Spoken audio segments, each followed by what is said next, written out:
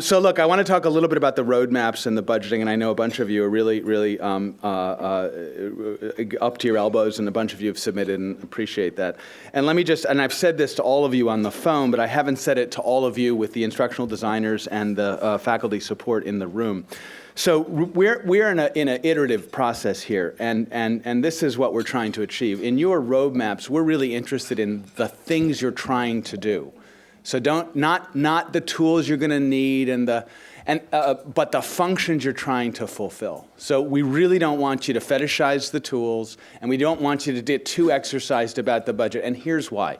Because if a bunch of you say things like, I need a kind of whiteboarding, I'm going to use a kind of whiteboarding thing, which allows me to do sessions, and draw and stuff, and show it to my students, and my students, it allows us to say, oh, a whole bunch of people need whiteboarding thing, and it then allows us to say, hey, whiteboarding thing is really something that we should actually develop, with us. We have a central development budget. So it says that whiteboarding thing is something that we should actually choose, and we'll get you that capacity. By the time you get to implementation, you'll have that tool, okay? But we can't, stop laughing, Mark. We can't. All right. By the time you get to implementation, Mark's already passed it. By the time you've gotten to re-implementation, we will have that tool. It allows us, very importantly, in the course of this next month or so, to identify what the common needs are, and then to prioritize our investment in them. And then from that, we'll be able to have a discussion with you about, that widget that you need is really, you're the only one who needs it, and you're perfectly placed, and we'll help you develop it, but you're going to have to develop that within your project, as opposed to these things are things that we're going to supply across the commons. I've made a bunch of notes today already from the discussion just in the last session about a proctoring. If there are proctoring tools and there's a bunch of proctoring uses, we'll source it collectively. It'll be cheaper for us to source it collectively than it will be for you to sort of source it from scarce funds.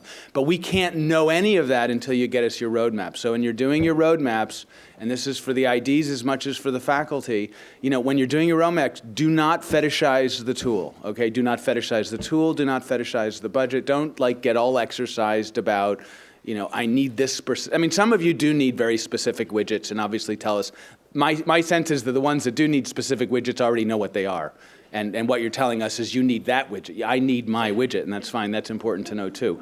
But others are, I need a widget that does sort of something like that. So that's really where we want you to focus. We are then going to have, I'm glad Do Quinn stepped out of the room because she told me not to tell you this. Oh, she's back. She does not look happy. Well, she said I could tell you this, but she didn't want me to give us our name. So we're going to have a meeting in July where we pull all of the instructional designers and faculty support together, and we're calling it the CSI meeting. Crime scene, something or other. And the reason we're calling it that is because we're going to, put the pictures of the project principal on the wall, and we're going to walk through each project with your roadmaps, and we're going to try to figure out, your project strategy, and then how it flows into all the other project strategies. So it's our CSI, oh shit, she's in the back now.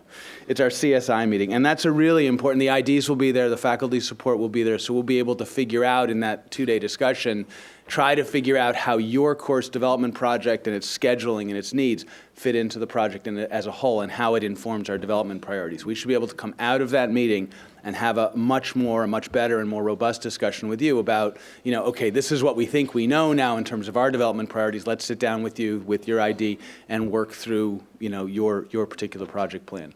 So is that clear about the roadmaps? That's why we need those roadmaps. They are absolutely essential to identifying common versus local development priorities. And I can already tell in the conversations that I've been having and that others have been having with you that we're going to identify some really big, audacious, expensive needs, and we're going to have to go after them. Gaming might be one, or there might be, any number of others.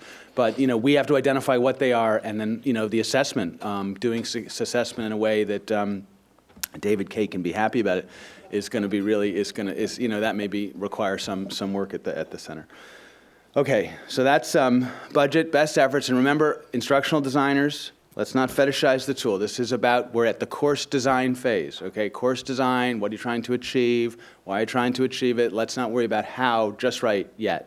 I know that's an exercising problem, but we got to get on paper the kind of functional specifications, needs, et cetera.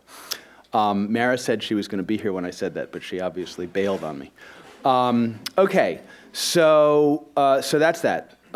Money. Now, you guys keep just talking. So there's this component of the proposal, which is the faculty sort of bit, and the faculty, what's called compensation or remuneration, honorarium, whatever you want to call it. So what we recognize that a lot of you are getting started over the summer. So what we'd like to do is we get your roadmaps. We're developing a draft MOU, which is basically saying, we agree to do all this together, and then we'll have a kind of, we'll attach your roadmap to the back of it, and then we'll have some kind of a payment schedule. You're all on very different, there's no one size fits all. You're all on very different, schedules. But we'll make sure that, money flows out to you in a way that sort of reflects the work that you're doing. And I know that some of you are about to sort of start grinding away, so we want to begin those discussions sooner rather than later, because we don't want, we recognize that some of you are really working very hard right now, and we want to be able to get some funding to you in light of that. Like any good kitchen contracting and redevelopment project, we're thinking of, some money up front, some money upon, in the middle, and some money at the end upon delivery. And then it's the change order requests that get very interesting. So that's the kind of model that we're thinking about. But we recognize that it reflects, it plays itself out very differently for each of you, and we want to be respectful of that. So that's kind of our thinking and open to discussion. So last thing I wanted to say is that, at this point, is that I made a bunch of promises to hook people up with other people during this meeting, and I think I've done all of them. But if I made a promise to you that I was going to hook you up with somebody and I haven't, let me know, because I have a weaker mind. Did I? You're laughing. Okay. Now Keith is laughing, which worries me, and Do Quinn is looking stern. Did we have... Were there any other? We will try to wrap up on some themes at the very, very end. Or you want to go breakout sessions? Do you want to go right to the very end, or do you want to reconvene after the breakout session? I think we should probably all come back together really briefly right after the breakout. If for no other reason than to return our evaluation forms. And Dan. Did you talk about? Did I miss this? The Berkeley problem, the semester quarter. Has that been? How do we get students quarters into ours? How do we get our students to them? Did I miss that, or is that progress? I don't know. So Keith Williams has a punch list, which he developed some months ago. I'm happy to circulate, and we should talk a little about that. We have a punch list of problems, and that's the calendar alignment is certainly one of them. It's forced itself most urgently not on the cross-campus instruction, because we don't believe a lot of that's going to happen until 12-13. It's forcing itself most urgently on the cross-campus courses. The Merced-Irvine collaboration is an obvious example. I think the Berkeley, UCLA statistics is going to have, I'm just trying to think of the freshman comp are okay, right? We're all quarters. And I'm not sure how it's being dealt with there, except I know people are thinking about modularization as a possible way forward. Alignment and the cross-campus instruction is going to happen. Our belief is a cross-campus instruction in 11-12 will happen in the way it does currently is that students may call you up as they may now and say, Professor Garcia, I want to take your course, and you will say yes or no depending on how you're feeling, and everything else. And it'll be very, very small beer in terms of traffic. And the reason for that is we have no way to get these courses listed in the registrar's databases because they're surrounded with fortresses of steel. But we're going to crack that problem in 11-12, so we will have a solution to that in 12-13, he says, hopefully. Summer sessions is compressed courses is a possibility. So should I design a 10-week course or a 15-week course? You have to design the course that you need to teach. Design the course that you need to teach, and we'll think about it when we need to think about it. And we admitted this yesterday. There is not an intrinsic structural problem at the University of California which we are not having to solve in order to succeed, which, frankly, I think is kind of a good thing. I kind of think of as a good thing. Although I am impressed with the, today's and yesterday's discussions were absolutely fabulous. And there's so much creative energy in this room that we're going to, if we can't solve the registrar's problem, that's the least of our concerns.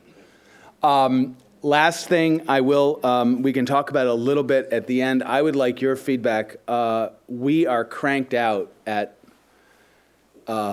what do we call ourselves? Oakland, in our sort of distributed team, trying to address a range of issues. Things are going to move very quickly over the summer around putting in place delivery capacity, a technical capacity, doing some basic business planning, market research, addressing the articulation problem. We have a list of addressing the registrar's problem. We have a list of about 9 sort of really key issues, whether eligibility issues, that we're going to really throw ourselves, cross-campus instruction and how to support it. We're throwing ourselves out. I said this yesterday. Doug Quinn's going to get a list together next week, which is going to give a sense of what we're doing and the timelines that we're doing it in. We will circulate it to you.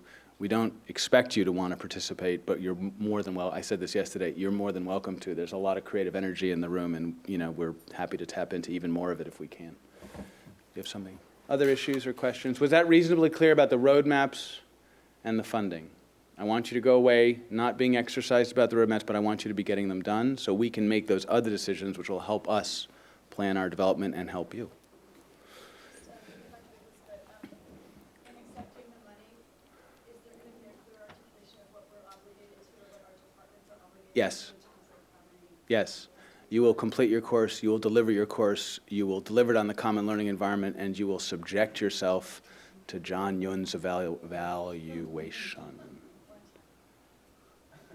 Yes. I would use a different verb, but that's okay. Sorry. You will participate in the project evaluation collaboratively. Those are basically the and no, you will not commit yourself to. I mean, we can't tell your department what to teach and when. We're not trying to do that. We can't. Our guess is that for many of you, these courses will be so exceptionally good and you'll have spent so much time doing them that you might want to run them more than once.